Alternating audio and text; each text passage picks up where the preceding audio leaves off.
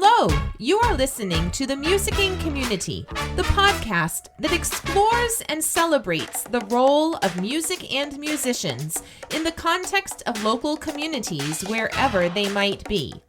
I'm Heather Niemi Savage, composer, collaborative pianist, music teacher, and your host of the Musicking Community. Thanks for listening. In this episode, composer and mezzo-soprano Lisa Neher discusses her brand new musical endeavor, New Wave Opera.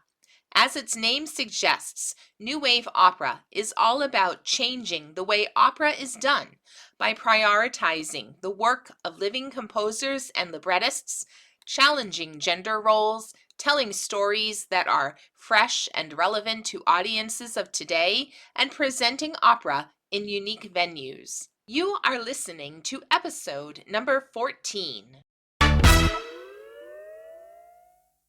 Welcome, Lisa. It's so good to have you on the show. Thanks for having me. I'm so glad to be here. Yeah, I am thrilled we finally get to talk in kind of, how Zoom is sort of in person, sort of not, right? Real time. I say real time. Yes, real time. And I've known Lisa through Facebook and social media for a couple of years. But now I get to put a voice to the face. And again, thank you for joining me on the show today. No, my pleasure. Yeah. So with all my guests, I always get started with asking, how did you become a musician? And what has brought you to where you are today? Yeah. So I think for me, especially with like classical music, it's something that took a little time to find where my music interests were going to take me. Mm-hmm. I was always musical. I was always like playing games with my toys in the backyard and humming like soundtracks and making up songs on the swing set. But I have to say, like, I didn't really know that you could be a composer. Okay. I knew there were bands. I knew there were people writing movie music, but like the movie music felt really far away. And I was kind of eclectic in the bands that I listened to. Like I wasn't listening to sort of the same music as my age group. I was listening to alt, like Celtic music, Enya and Lorena McKennitt, and like Irish band music and things that my uncles would introduce us to. So, I often found that like in my peer group, I didn't know the musical references. And when I listened to them, at the time, they didn't really speak much to my experiences. Right. So I took piano lessons. I understand all of that, by the way. I'm glad to know I'm not alone. It's interesting, at the time when you're like in middle school, it seems like the end of the world if you don't know the references. But my gosh, there's so much out there. I took piano lessons. I was self-taught harp, and I really loved parts of it, but I don't think I really found my passion for either of those instruments. And then I started to get involved in musical theater in middle school. And so that really lit me on fire with singing and led me eventually to think I would do like a theater degree. So I was at Lewis and Clark College here in Portland, Oregon, thinking I was going to do a theater degree. And I was like, well, maybe I'll take some voice lessons. That might help, Okay. And then I fell in love with classical music. The teachers in the music department were amazing. They lit me on fire. Susan McBary, a huge mentor of mine as a singer, just a genius with repertoire. I fell in love with poetry through song. I mentioned that I wanted to compose, and I was immediately like ushered into like intro to composition. And our theory teacher was also a composer. Forrest Pierce was my mentor in composition, and then later he got a job at University of Kansas. And Michael Johansson was my second composition teacher in undergrad. And again, just like a wonderful mentor. There were no dumb questions. And so I kind of came in as someone who like absolutely could not have made it into conservatory. Didn't even know what conservatory was, Wow. But it was the perfect place for me. The liberal arts experience, and the deeper I got into it, the more I just found that there was this wonderful intersection of like the artistry and the sort of nerdiness that I really felt at home with, and I felt very welcome. So that was my journey. it was a little bit of a path, you know, to find that. Right. And then you ended up going all the way, right? You got your PhD eventually. Yeah, I Yeah. did. So after Lewis and Clark, where I did study acting, so I do have a Mhm. degree in acting as well as in music. I went on and did a master's in composition at the University of Kansas, where Mhm. my mentor Forrest Pierce had gotten a job halfway through my undergrad. So I continued to study with him, which was Mhm. amazing. And then I really missed singing. Yeah. So I was working on my singing. I took lessons with a wonderful TA my first year at Kansas, and then with a faculty studio, Julia Broxholm, and sang with Kansas City Lyric Opera Course for a year in between degrees, and then decided Mhm. to go get my doctorate, and that was at University of Iowa in vocal performance. So I kind of Okay. did like the composer who sings as my Right. undergrad, or I'm sorry, as my master's, and then the singer who composes, and the doctoral program in Right. Iowa. Mm-hmm. Right. Yeah.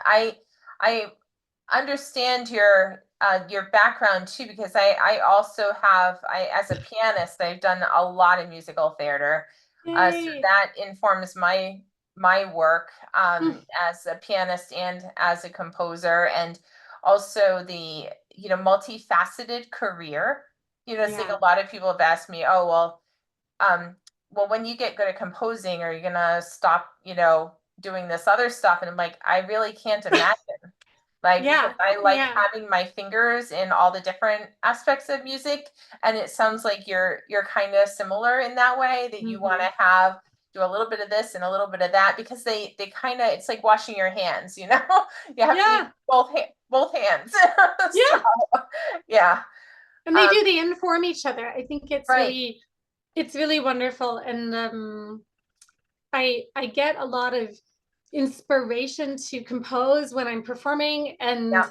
I also feel like as a performer, especially of contemporary music, when I get something on the page and I go, I don't know what's going on with this on first look, like I'm like, okay, hold on, like somebody was sitting there the same place I was, wrangling Sibelius to try to make these notes and dots and things make sense. Let's decode this. Let's get inside Right. this language. Right. Yeah. Right. um so that's awesome, and now you're living in Portland, right? Mm-hmm.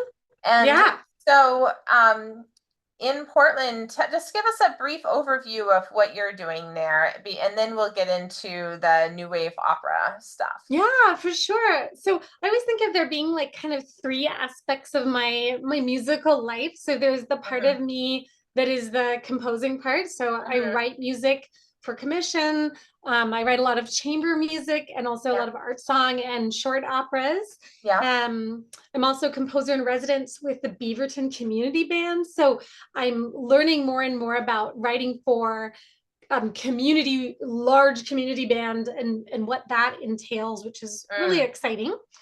Then there's the performing part of my life. So I sing with choral groups in town, like the Resonance Ensemble. I'm a member of Portland Opera Chorus in the Hmm. mezzo-soprano section.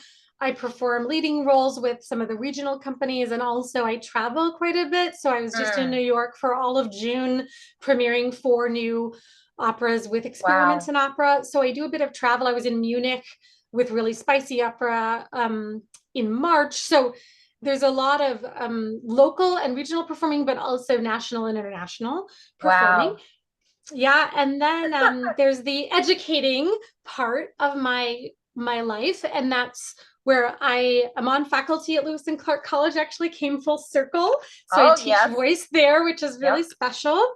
And I also have a private studio where I work with singers and composers on their artistry, and I also work on the music business side with my professional and emerging professional Hmm. students or clients, consulting, because there often is this gap, if you have gone through the academic system and have had the privilege of an education in that setting, you might have a lot of this sort of nuts and bolts of singing or composing or playing your instrument.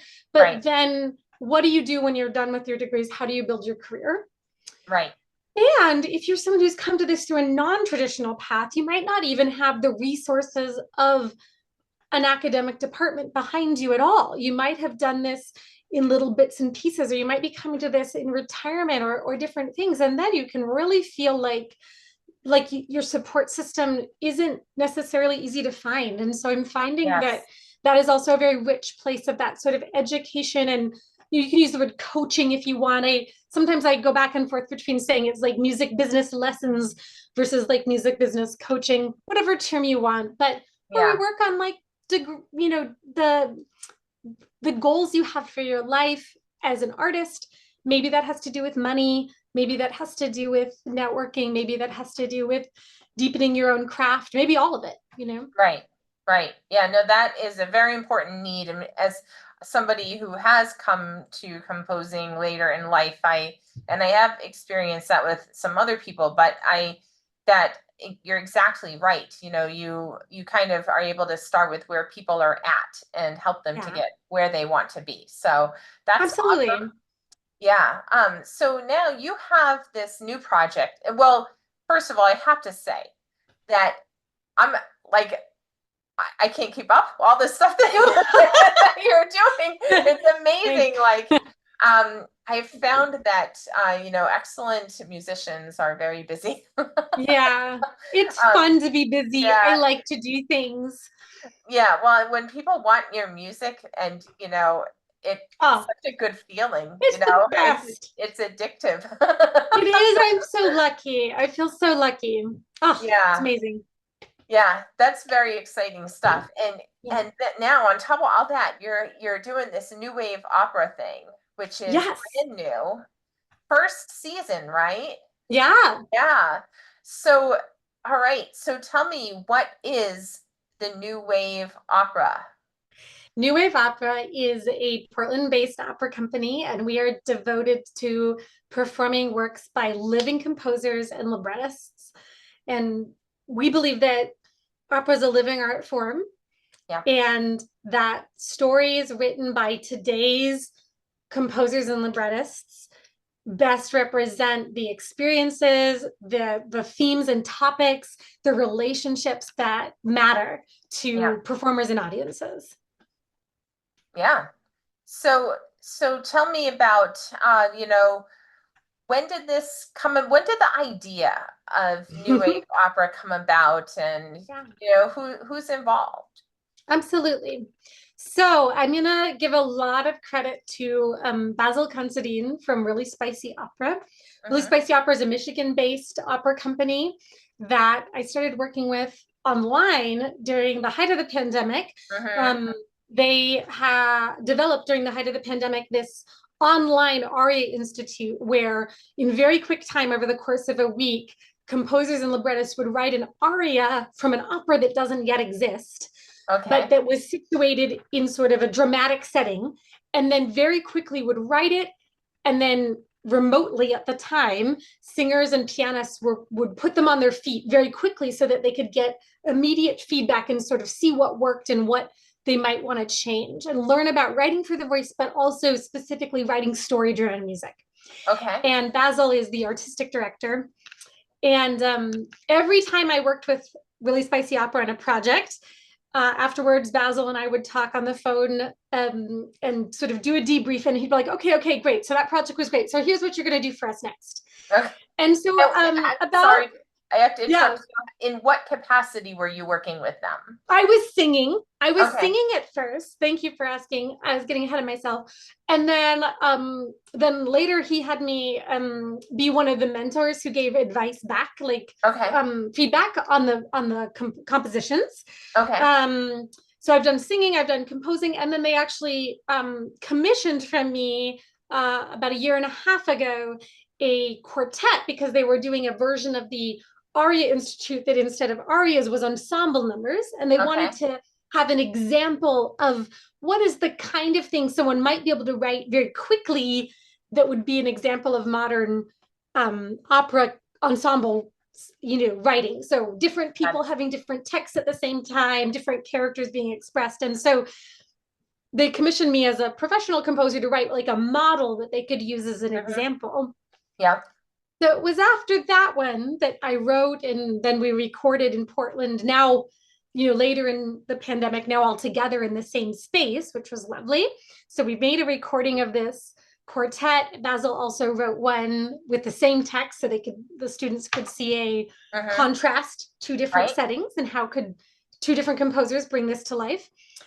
And we were having a debrief, and he said, okay, now let me talk to you about how you're going to start your own opera company. Oh. And it took me by surprise. And at the same time, it was so amazing because I feel like it's been a while. I haven't been in school for a while, and I think it's very good for people to take breaks from like being in lessons every week or being in a formal mentorship program all the time. Like, you need to have time to figure out what is your way of being a musician, and also to feel like you can make those decisions on your own about your art and your career and all of that.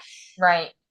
At the same time, it's such a gift to be mentored. And I think in that moment I went, oh, you're mentoring me. That's like an amazing gift. And we had many conversations kind of about the way such a company might be set up, and nonprofit status and funding and all of this. And Basil and Really Spicy Opera have mentored quite a few small opera companies, local opera companies into being. And so it was really thanks to that mentorship, and also being able to kind of phone a friend when you're like filling up the paperwork and you run up with a question that seems totally like legalese gobbledygook. Right. And, if I had been doing this on my own, that might have stopped me in my tracks, because I might have gone, well, I can't figure this out and I don't want to make it wrong. And I can't afford a lawyer and all these things. Right. But instead I phoned a friend, and Basil would say, oh, that means this. And what you do is you put this and this and this. And so just having someone who's done it before, is just so, so powerful. And also someone who asked me, like, what would you do if you had a nonprofit and if you got a grant or something, like, what would you do with that money? What would you create? What would be your number one thing? And for me, it always comes back to wanting to tell different stories and wanting to have a wider variety of experiences on stage, and wanting to feel like the characters that I get to play and the characters that we're offering to audiences are in situations they can relate to. They're characters that seem real. They're not stereotypes. We're breaking expectations about sort of those gender roles and sort of the old-fashioned fairy tale stories, damsel in distress. And and so that really was the germ. And then at the same time, over the last several years, I had made these two really amazing friends. Kimberly Osberg, who is a composer who had moved to Portland early 2020, right before the pandemic got serious. And we had become friends throughout that experience. Wonderful composer, and also has a deep history of working in the nonprofit space and in ensemble development. And my friend Lindsay Ray Johnson, who's a wonderful soprano, and we had done many gigs together. We were in Portland Opera Course together.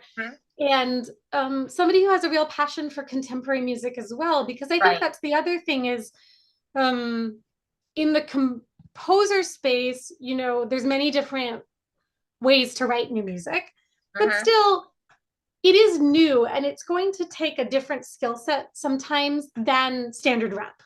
There might be different rhythms, there might be different harmonic language, there might be more text than you're used to saying, all these things. And I feel like there are definitely performers in any town that love to do music and will do new music if that's the gig. And then there are performers who have really found that that's their passion. And I think with Lindsay, I found someone who really found it one of her passions. And so I brought the two of them on board, or they brought me on board with them, or we coalesced around one another, and that really enabled this project to happen, because it's of course a lot of work, and it takes a lot of ideas and expertise and sweat and time to make something new. And I absolutely could not do this alone.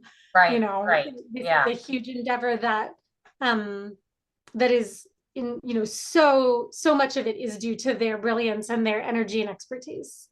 Yeah. So how long have you been working on this year's program, the inaugural program?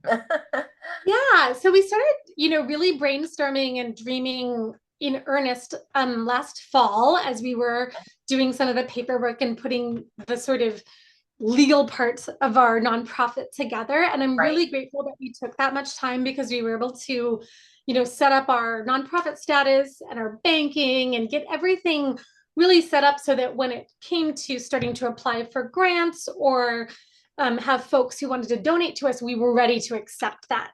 Right. So we applied for and received a grant from the Regional Arts and Culture granting agency in the Portland metro area.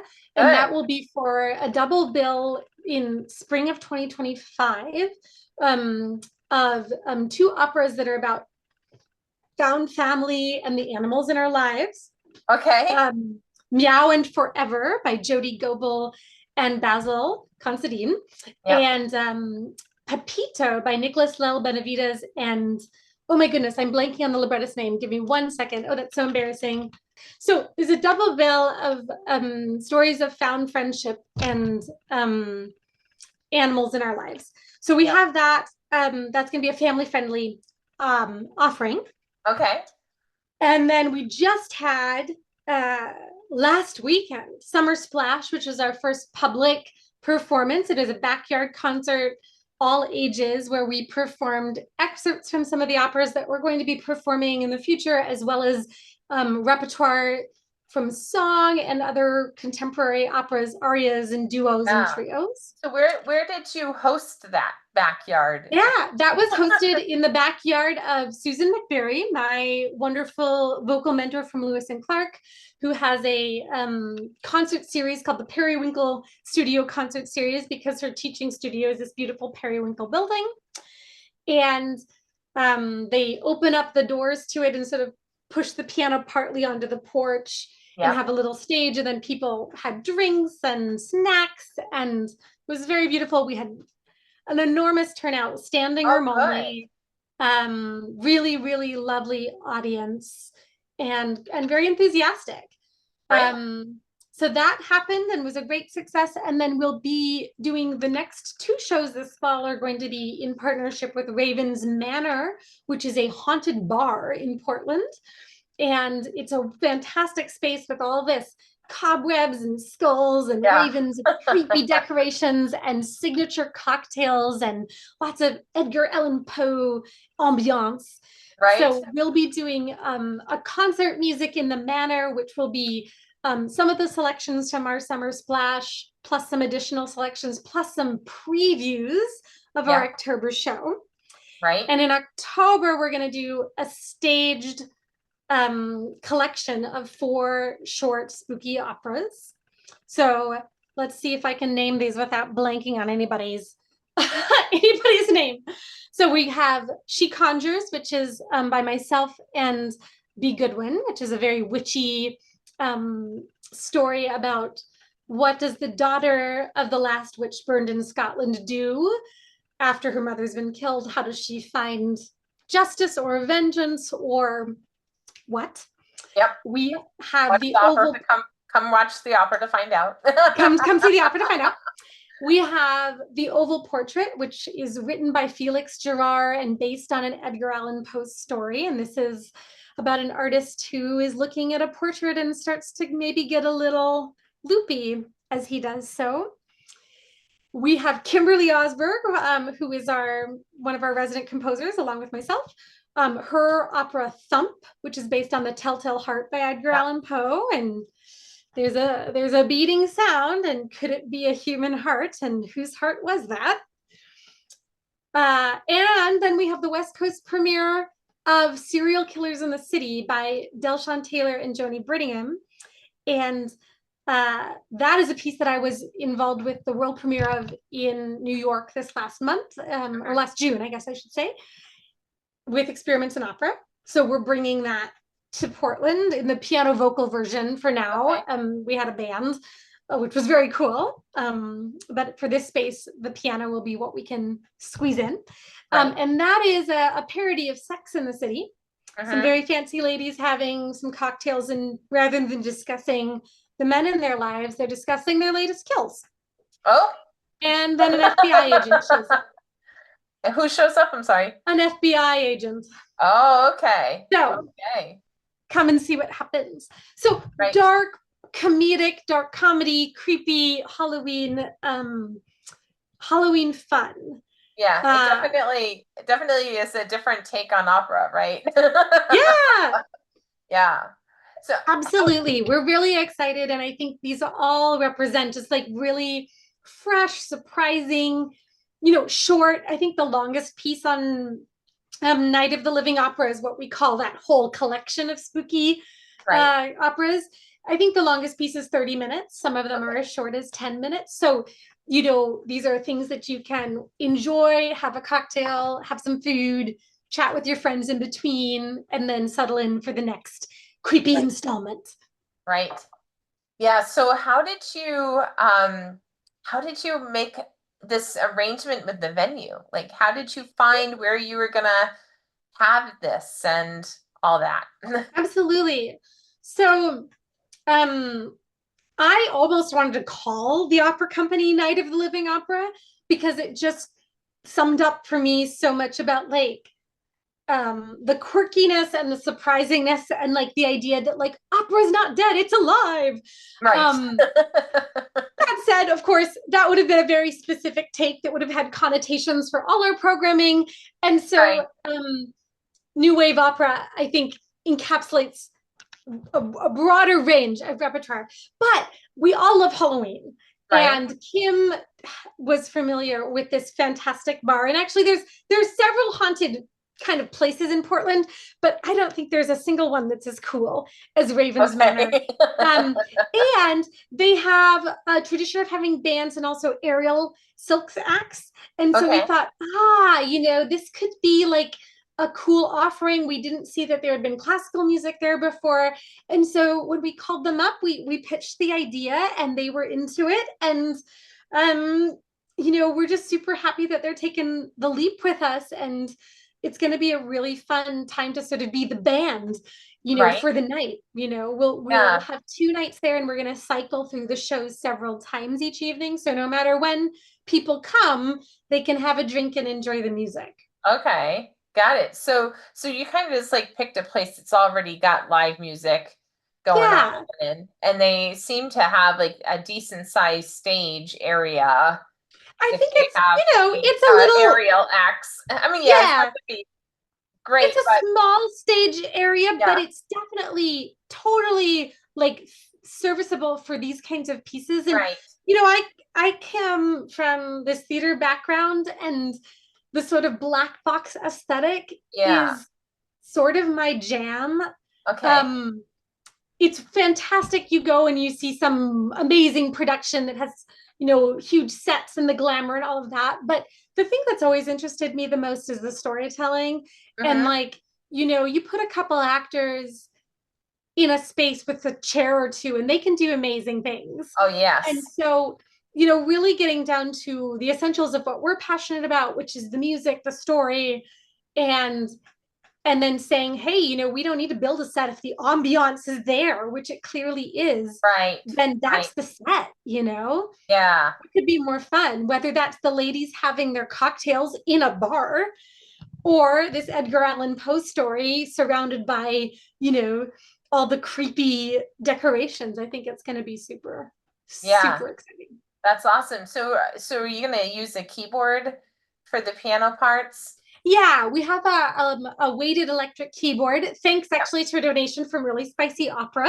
Mhm. Thank you, Really Spicy Opera. And so, yeah, that gives us the ability to have voice and keyboard slash piano music in a lot of venues that might not have an actual physical acoustic piano.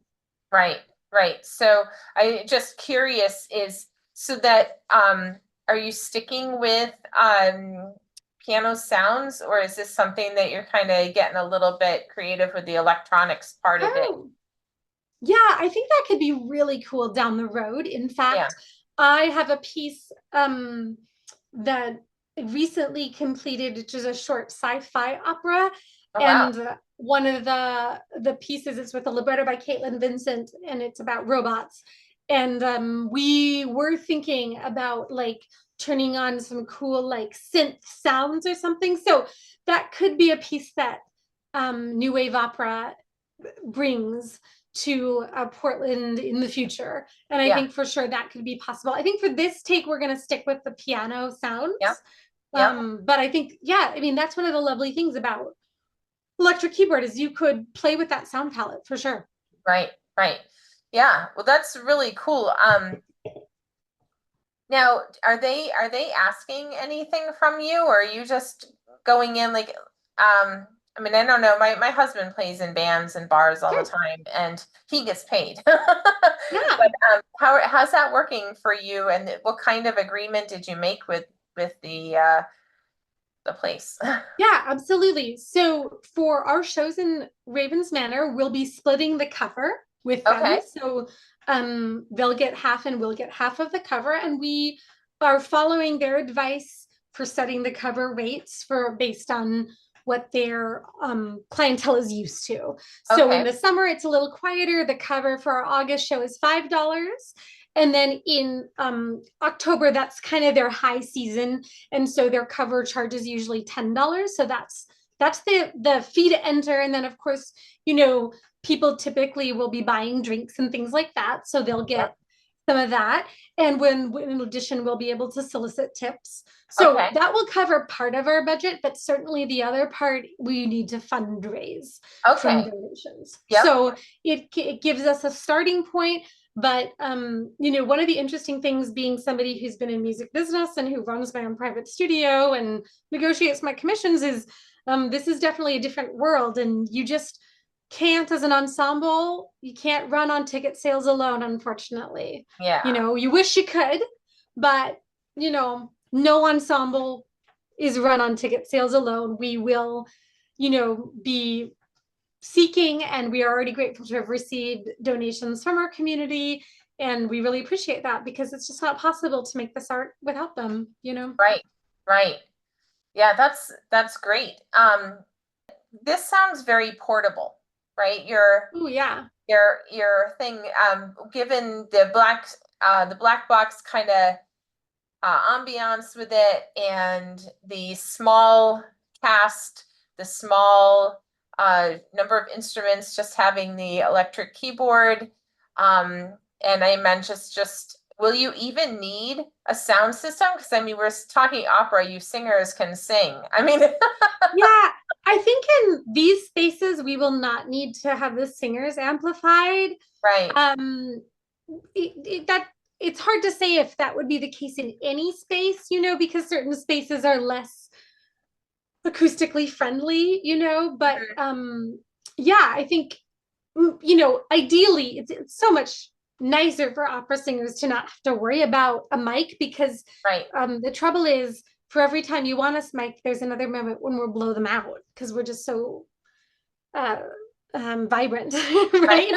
Um, yeah, I think with a keyboard, that's something that's pretty easy to balance in a lot of spaces. Yeah, Yeah, and we would welcome the opportunity to take these to other places. You know, if folks think this sounds cool, you know, contact us and we'd love to come. I think everyone involved is really excited about the work. And again, I think when it comes to contemporary music, I think it's so important that composers get not just one performance, but many right, performances of their work.